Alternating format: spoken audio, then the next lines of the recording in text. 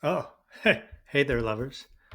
Every swipe, every profile photo, every clever little bio is a deeper hunger to unite. But in this quest, how do you not waste your time in the maze of relationships? Synastry astrology is the key to satisfying your hunger, to connecting on a deep level with the soulmate, to being seen, to being touched in body and soul. How can we know if that spark will be real just from a text, a photo, or a resume? How do we know if chemistry will sing a beautiful song, leaving you in a dreamland in the morning? We can tell through synastry, astrology. And I'm going to give you the key to understanding where sexual passion can be seen in the astrology chart. So pay attention. Hi, I'm Dorje Kirsten, a professional astrologer, and welcome back to Heartastrology. If you're curious how to use astrology to navigate modern love, especially the steamy side of it, stay with this video and all will be revealed. Make sure to like this and subscribe to this video. I post astrology content every week that will help you be more aligned with your soul and make fulfilling choices in love, life, and everything in between on your soul's journey. I recently read that half of all first dates are initiating through dating apps. That is shocking. I have been out of the dating world myself since 1995. That's what happens when the ruler of the seventh house of marriage is conjunct the midheaven. Indeed, your fate is in your astrology chart, and don't think it's not. Dating apps, however, are a problem for human connection. They strip the pheromones out of knowing if we can be attracted to another person. We don't even have a chance for that experience. You see, smell plays an essential part in how we relate to finding our partners. Scent is also associated with the central sign of Taurus. Well, it's as Stephen Forrest likes to point out when he speaks of the qualities of Taurus. And what about the subtle gestures, the cues that come from meeting each other in a bar or in a grocery store, the glancing of the eyes, the slight brushes against one another in passing that know you have a karmic connection, the tones of the voices? All of those are stripped away when just scrolling through a screen, when one is looking at an image, when one is reading a profile. Now, the screen does have its dopamine cycle, but that dopamine cycle becomes nothing but image. It's self inclusive. It becomes hard to measure what is one's own projection versus what are the actual intuitive central clues of being for whether or not you will be attracted to that other person or not on the first date. And that is missing from dating apps. So you're flying blind, but hang in there with me. I will be telling you how to know if there's compatibility based on astrology in this video to help give you the leg up when you're using a dating app. Most people I talk to are dating hate it. They're exhausted by the hits and misses that occur, the expectations, the disappointments, the wasting time. Let's face it, the algorithms are really good at finding mutual interest and tendencies and smashing people together with digital opportunity to meet the passionate love of their life, which is what they promise. But as with all things run by algorithms and AI, there is no soul in it whatsoever. It is a random lottery as to whether your similar interests will translate into pheromone driven subconscious chemical passion that is fulfilling. Big data does not care about human existence or experience or the soul. It just spews numbers and probabilities. Sorry, Zuck, Musk, and Sam. Relationships are human experience, they're soul connections, not a data set of possibilities. So, what can be done? We as a society of humans are currently in the thralls of our dopamine injection to the supercomputers in our pockets, and 50% of first dates occur now through the AI algorithm matching you. What can be done? What can be done to help us navigate our ever deepening plunge into the age of Aquarius and the algorithm AI dominance of our experience? Well, fortunately, there is astrology. That is what can be done. And this is how you can know if you're sexually compatible with another human. There are some basic foundations. They're kind of easy, so follow and you should be able to get this if you have any study of astrology whatsoever.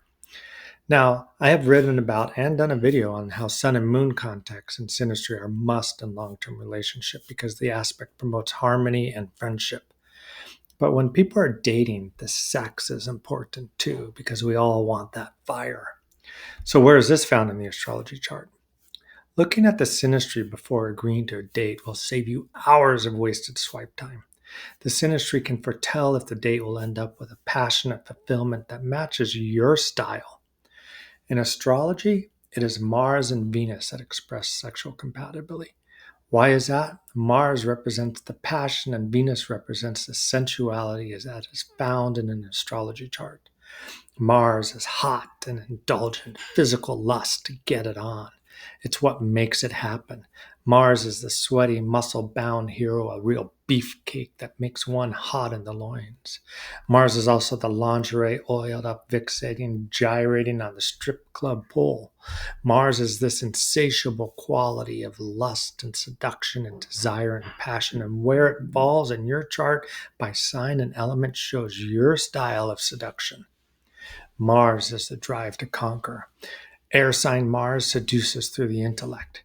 Fire sign Mars seduces through straightforward engagement. Water sign Mars uses emotional appeal. Earth signs, though, they love the sensual touch. When looking at sexual eros synastry in a chart, there are a few ways of interaction can play out in the chart in a passionate tryst that knows you will have fire when you meet that person. For example, Mars to Mars trines, sextiles, and conjunctions will make for great one night stands, hookups, and the flash of Eros, the fire of Eros. However, it is Venus to Venus trines, sextiles, and conjunctions that create the sensual, delightful, slow love experience. Mars Venus aspects can also include squares and oppositions because the tension between these two planets is palpable and amps up the Eros. You can work with Venus to Venus oppositions and squares too. I just want you to know that. But under all circumstances, avoid Mars to Mars oppositions and squares when it comes to dating, unless there are a lot of other confirming factors in the synastry chart. Odds are that Mars to Mars square opposition will end up creating a messy, hate filled separation at some point. It's been in the news recently. Look at Trump and his lover boy Elon Musk, Mr. Mars himself. They have a Mars to Mars opposition, and boy, did that relationship sour. In just a moment, I will use a hot, popular celebrity couple to show you how synastry between Mars and Venus actually works. But first, more on Venus. Venus in the astrology love is sensual pleasure and enjoyment. It is the suave, romantic, seductive poetry and songwriting of the well-dressed, dapper man. Venus is the oozing with pleasure nature of Kirsten Dunst, Marie Antoinette, eating chocolate pastries, lying on the couch, waiting to be taken in a sensual way. Venus is the enjoyment of the senses, the candles, the perfumes, the taste, the music, the silk, the white linen bed sheets. When the Venus contacts are strong, then both of you will enjoy the same kind of pleasure, and that will make the night a dreamy trip into ecstasy, or for that matter, the relationship for your entire life. Venus's open vulnerability in the element it falls in an astrology chart shows how one likes to be seduced. Air signs enjoy the pleasures of the mind. Fire signs enjoys the pleasure of friction. Water signs enjoys the pleasure of deep touch. And earth signs enjoy the pleasure of shuddering flesh. Now, Venus and Mars and how they interact in the chart are key to knowing if there is sexual compatibility. And all you need to know is your birth chart and the other person's to see if those connections are there. If they do not want to give you their birth time, it's okay. The position of Mars and Venus does not change significantly over the day, so you can get a sense of the compatibility without the exact time. As an example, let's look at the chart of Colin Jost and Scarlett Johansson. As you can see here, Scarlett Johansson's Mars forms a grand trine with Colin's Venus and Mars. There's an electric, seductive, mental delight between the two of them that certainly extends to the bedroom. Furthermore, as mentioned, they also have a second compelling aspect. His Venus in Capricorn is square to her Mars in Libra. This grounded sensuality accepts her Libra aesthetic, seductive style with pleasure. These two must have had electric first dates together. When Venus and Mars are connected by trine or conjunction, this is peak Eros. Having Venus and Mars in good aspect and the Sun and Moon in good aspect is like finding a treasure, saving a maiden from the dragon, or having a prince asking you to toss down your hair, Rapunzel, so he can rescue you from the castle spire. It is the promise of soulmates connecting. So if you find that, do not swipe left, but make that date. But if you just want a good night, a pleasurable night, an enjoyable hookup, a hot salami sandwich, a tasty cherry pie, then at least make sure Venus or Mars are in good synastry in that chart before dating. Hey, swipe wisely.